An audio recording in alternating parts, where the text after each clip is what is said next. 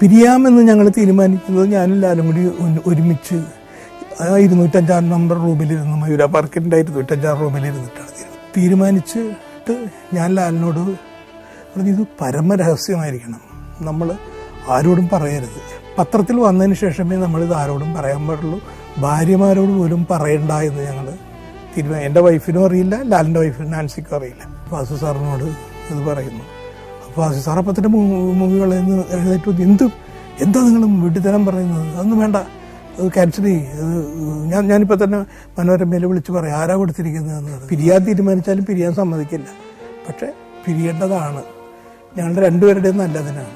അതുകൊണ്ട് ഞങ്ങൾ രണ്ടുപേരും കൂടി എടുത്ത തീരുമാനമാണ്, വഴക്കിട്ടിട്ട് അല്ല, എന്തെങ്കിലും അഭിപ്രായ വ്യത്യാസങ്ങളും കൊണ്ടും അല്ല.